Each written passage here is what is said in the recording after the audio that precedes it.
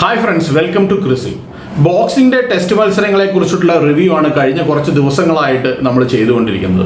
ഇപ്പോൾ ഇന്ത്യയും ഓസ്ട്രേലിയയും തമ്മിൽ ഡിസംബർ 26 മെൽബൺ ക്രിക്കറ്റ് ഗ്രൗണ്ടിൽ നടക്കുന്ന ബോക്സിംഗ് ഡേ ടെസ്റ്റ് മത്സരം വളരെ വിപുലമായ രീതിയിലാണ് ആഘോഷിക്കപ്പെടുന്നത്. ഇന്ത്യയിലെ പത്രദൃശ്യ മാധ്യമങ്ങളിലും അതുപോലെ തന്നെ സോഷ്യൽ മീഡിയ ഹാൻഡിലുകളിൽ എല്ലാം തന്നെ ഈ ബോക്സിംഗ് ഡേ ടെസ്റ്റ് മത്സരത്തെക്കുറിച്ചുള്ള വിശേഷങ്ങളാണ്.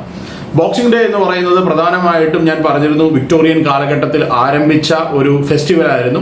അതിനുശേഷം അത് ഈ ബ്രിട്ടൻ കോളനികളാക്കി വെച്ചിരുന്ന രാജ്യങ്ങളിലേക്കെല്ലാം അത് വ്യാപിക്കുകയും ചെയ്തിരുന്നു. അപ്പം ഞാൻ ഇത് ചെയ്യുന്ന സമയത്ത്, ഈ ഇതുപോലെയുള്ള വീഡിയോസ് ചെയ്യുന്ന സമയത്ത് അതിൻ്റെ താഴെ പലരും കമൻറ്റ് ചെയ്യാറുണ്ട്, എന്തുകൊണ്ട് ഈ ഇന്ത്യയും ബ്രിട്ടൻ്റെ ഒരു കോളനിയായിരുന്നു, എന്തുകൊണ്ട് ഇവിടെ ബോക്സിംഗ് ഡേ ആഘോഷിക്കുന്നില്ല എന്നുള്ളതായിരുന്നു ഒരു ചോദ്യം എന്ന് പറയുന്നത്.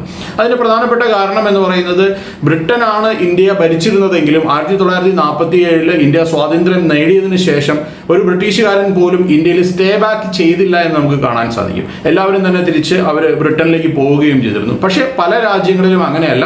ബ്രിട്ടീഷുകാർ ഭരിച്ചിരുന്ന പല രാജ്യങ്ങളിലും അവർ അവിടെ തന്നെ സ്റ്റേ ബാക്ക് ചെയ്ത ഒരുപാട് രാജ്യങ്ങളുണ്ട്. അതിൽ പ്രധാനപ്പെട്ട രാജ്യങ്ങളാണ് ഓസ്ട്രേലിയ, ന്യൂസിലൻഡ്, പിന്നെ സൗത്ത് ആഫ്രിക്ക പോലെയുള്ള രാജ്യങ്ങൾ.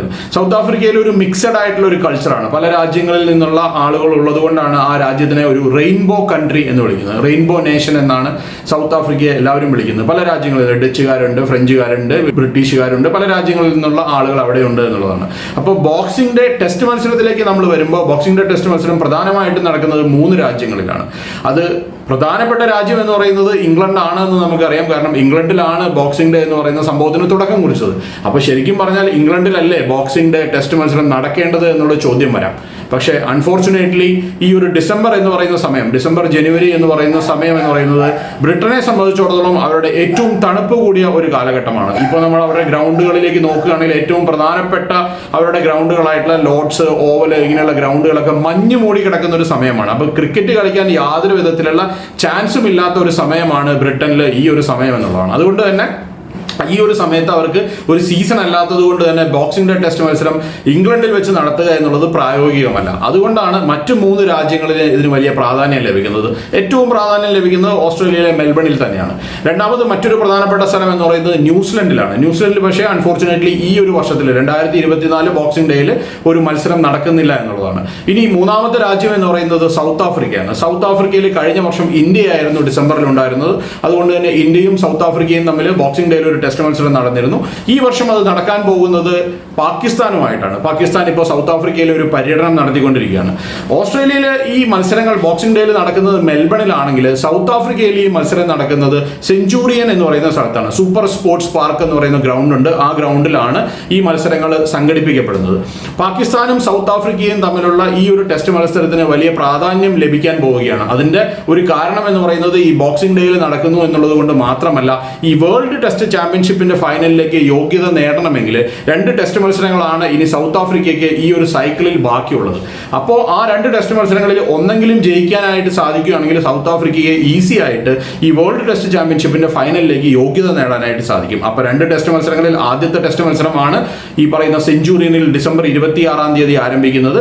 രണ്ടാമത്തെ ടെസ്റ്റ് മത്സരം ജനുവരി 3 കേപ്പ് ടൗണിലാണ്. അതേ ദിവസം തന്നെയാണ് ഇന്ത്യയുടെ അവസാന ടെസ്റ്റ് മത്സരം സിഡ്നിയിലെ ഓസ്ട്രേലിയയുമായിട്ട് ആരംഭിക്കുന്നത്.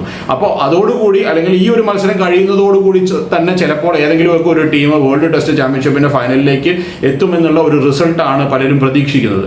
ഏതായാലും 2 ടീമുകളുടെയും കോമ്പിനേഷനും അതുപോലെ തന്നെ അവിടുത്തെ ഒരു പിച്ച് കണ്ടീഷനും ഒക്കെ നോക്കുകയാണെങ്കിൽ, സൗത്ത് ആഫ്രിക്കൻ പിച്ചുകളെ പറ്റി പറയുമ്പോൾ, എസ്പെഷ്യലി സെഞ്ചൂറിയനിലെ പിച്ചുകളെ പറ്റി പറയുമ്പോൾ, ഈ റെഡ് ബോൾ ക്രിക്കറ്റിൽ അവിടെ കുത്തി ഉയരുന്ന ബോളുകളാണ് ഏറ്റവും വലിയ പ്രശ്നം സൃഷ്ടിക്കുന്നത്. അതുകൊണ്ട് തന്നെ ഈ സബ് കോണ്ടിനെന്റ് രാജ്യങ്ങൾ, അതായത് ഇന്ത്യ, പാകിസ്ഥാൻ, ശ്രീലങ്ക, ബംഗ്ലാദേശ് ഇങ്ങനെയുള്ള രാജ്യങ്ങളിൽ നിന്നുള്ള ടീമുകളെ സംബന്ധിച്ചിടത്തോളം അവർക്ക് ഈ കുത്തി ഉയരുന്ന ബോളുകൾ എന്ന് പറഞ്ഞാൽ, നമ്മളിപ്പോൾ ഈ ഓസ്ട്രേലിയൻ വിക്കറ്റുകളെ പറ്റി പറയുമ്പോഴും അങ്ങനെ തന്നെയാണ് പറയുന്നത്. ബോൾ ഭയങ്കര ബൗൺസി ആയിരിക്കുമെന്ന് പറയാറുണ്ട്. പക്ഷേ ഇവിടെ അങ്ങനെയല്ല, കുറച്ചും കൂടെ അൺഈവൺ ആയിട്ടുള്ള ബൗൺസ് ആണ്. അൺഈവൺ എന്നുള്ള ബൗൺസ് എന്ന് പറഞ്ഞാൽ കുറച്ചും കൂടെ ബോൾ പിച്ച് ചെയ്യുന്നത് മുമ്പിലായിരിക്കും, പക്ഷെ അവിടെ നിന്ന് ചാടി വരികയാണ്. അതുകൊണ്ട് തന്നെ ബോൾ ശരീരത്തിൽ കൊള്ളാനുള്ള സാധ്യത കൂടുതലുള്ള സ്ഥലമാണ് ഈ സൗത്ത് ആഫ്രിക്ക എന്ന് പറയുന്നത്. കളിക്കാൻ വളരെ ഡിഫിക്കൽട്ടായിട്ട്, നമ്മൾ പിച്ചിലേക്ക് കൂടുതലായിട്ട് നോക്കുകയാണെങ്കിൽ പുല്ലിന്റെ ഒരു ഫാക്ടറൊന്നും അധികം ഉണ്ടാവാനുള്ള സാധ്യതയില്ല.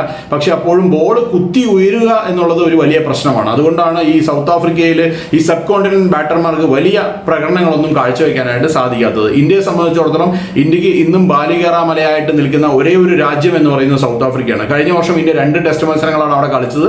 ഒന്നിൽ തോൽക്കുകയും ഒന്നിൽ ജയിക്കുകയും ചെയ്തു. ഒരു പരമ്പര സ്വന്തമാക്കാനായിട്ട് ഇതുവരെ ഇന്ത്യക്ക് സൗത്ത് ആഫ്രിക്കയെ സാധിച്ചിട്ടില്ല. സബ് കോണ്ടിനെന്റ് രാജ്യങ്ങൾക്ക് ആർക്കും തന്നെ അത് സാധിച്ചിട്ടില്ല എന്നുള്ളതാണ്. പാകിസ്ഥാന് അത് സാധിക്കുമോ എന്നുള്ളതാണ് ഇവിടുത്തെ ചോദ്യം എന്ന് പറയുന്നത്. പാകിസ്ഥാൻ അത് സാധിക്കുകയാണെങ്കിൽ ഇന്ത്യക്കും ഓസ്ട്രേലിയക്കും കുറച്ചും കൂടെ ഒരു റിലീഫ് കിട്ടും എന്നുള്ളതാണ് വേൾഡ് ടെസ്റ്റ് ചാമ്പ്യൻഷിപ്പിൽ. പക്ഷേ അത് വളരെ വളരെ റെയർ ആയിട്ടുള്ള ഒരു കാര്യമാണ്. കാരണം സൗത്ത് ആഫ്രിക്കൻ കണ്ടീഷൻസിൽ എസ്പെഷ്യലി ഈ റെഡ് ബോൾ ക്രിക്കറ്റിൽ സൗത്ത് ആഫ്രിക്ക നല്ല ഒരു കിടയറ്റ ടീം തന്നെയാണ്. പാകിസ്ഥാനെ സംബന്ധിച്ചിടത്തോളം പാകിസ്ഥാന്റെ കോൺഫിഡൻസ് എന്ന് പറയുന്നത് ഇപ്പോൾ നടന്ന ഈ ഒരു ഏകദിന പരമ്പരയിൽ 3-0 സൗത്ത് ആഫ്രിക്കയെ പരാജയപ്പെടുത്താനായിട്ട് പാകിസ്ഥാന് സാധിച്ചിരുന്നു.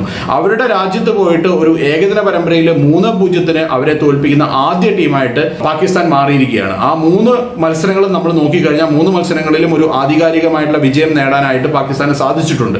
അതുകൊണ്ട് തന്നെയാണ് അതൊരു ചെറിയ ഹോപ്പ് ഇന്ത്യൻ ആരാധകർക്കും ഓസ്ട്രേലിയൻ ആരാധകർക്കും നൽകുന്നത് എന്നുള്ളതാണ്. സൗത്ത് ആഫ്രിക്കയെ സംബന്ധിച്ചിടത്തോളം റെഡ് ബോൾ ക്രിക്കറ്റിൽ കഴിഞ്ഞ കുറച്ച് നാളുകളായിട്ട് അവർ കാഴ്ചവെക്കുന്ന പ്രകടനം എന്ന് പറയുന്നത് എക്സലന്റ് ആയിട്ടുള്ള ഒരു പ്രകടനം തന്നെയാണ്. അപ്പോൾ അതുകൊണ്ട് തന്നെ ഈ 2 ടെസ്റ്റ് മത്സരങ്ങളുടെ പരമ്പരയിൽ പാകിസ്ഥാന് ജയിക്കാനായാൽ അതിന്റെ ബെനിഫിറ്റ് ഇന്ത്യക്കും ഓസ്ട്രേലിയയ്ക്കും ലഭിക്കും എന്നുള്ളതാണ്. അഥവാ സൗത്ത് ആഫ്രിക്കയാണ് ജയിക്കുന്നതെങ്കിൽ ഓട്ടോമാറ്റിക് ആയിട്ട് അവർ വേൾഡ് ടെസ്റ്റ് ചാമ്പ്യൻഷിപ്പിന്റെ ഫൈനലിലേക്ക് യോഗ്യത നേടുന്ന ആദ്യ ടീമായിട്ട് മാറുകയും ചെയ്യും. പാകിസ്ഥാൻ നിരയിലേക്ക് വരുമ്പോൾ അവരുടെ ബാറ്റർമാരെല്ലാം ഈ വൈറ്റ് ബോൾ ക്രിക്കറ്റിൽ, 1 ഡേ ക്രിക്കറ്റിൽ നല്ല മികച്ച ഫോമിലായിരുന്നു എന്ന് കാണാനായിട്ട് സാധിക്കും. അവരുടെ പുതുമുഖ താരമായിട്ടുള്ള സെയിം അയ്യൂബ് എക്സ്ട്രാ ഓർഡിനറി ആയിട്ടുള്ള ഒരു പെർഫോമൻസ് ആണ് ഈ ഏകദിന പരമ്പരയിൽ കാഴ്ചവെച്ചത്. അദ്ദേഹം 3 മത്സരങ്ങളിൽ 2 സെഞ്ചുറി നേടുന്നത് നമ്മൾ കണ്ടു. അതുപോലെ തന്നെ പ്രധാനപ്പെട്ട ബാറ്റർമാരായിട്ടുള്ള ബാബർ ആസാമും മുഹമ്മദ് റിസ്വാനും രണ്ടുപേരും നല്ല ഫോമിലായിരുന്നു. രണ്ടുപേരും അർദ്ധ സെഞ്ചുറികൾ 2 മത്സരത്തിൽ നേടി.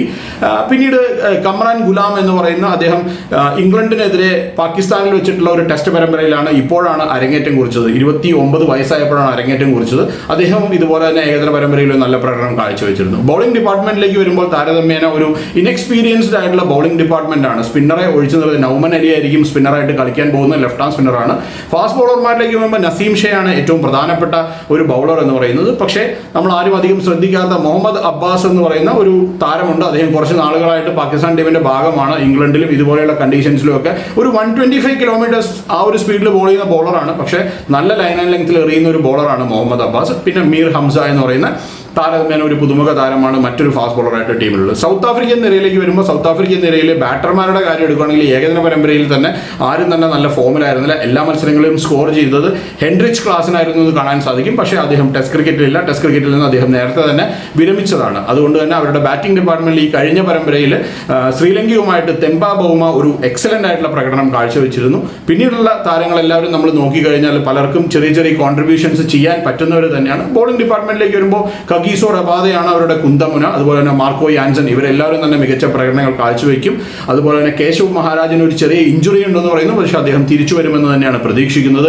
ഏതായാലും ഈ ഒരു പരമ്പര എന്ന് പറയുന്നത് എല്ലാവരും ഉറ്റുനോക്കുന്ന ഒരു പരമ്പരയാണ്. ഇന്ത്യയും ഓസ്ട്രേലിയയും തമ്മിലുള്ള മത്സരം മെൽബണിൽ ആരംഭിക്കുന്നത് ഇന്ത്യൻ സമയം രാവിലെ 5 മണിക്കാണെങ്കിൽ പാകിസ്ഥാനും സൗത്ത് ആഫ്രിക്കയും തമ്മിലുള്ള മത്സരം ആരംഭിക്കുന്നത് ഉച്ചയ്ക്ക് 1:30 മണിക്കാണ്. അപ്പോൾ അതുകൊണ്ട് തന്നെ ഇന്ത്യയുടെ മത്സരം ഒരു 12 മണി എക്സ്ട്രാ ആയിട്ട് പോവുകയാണെങ്കിൽ 12:30 മണി വരെ ആയിരിക്കും പോവുക.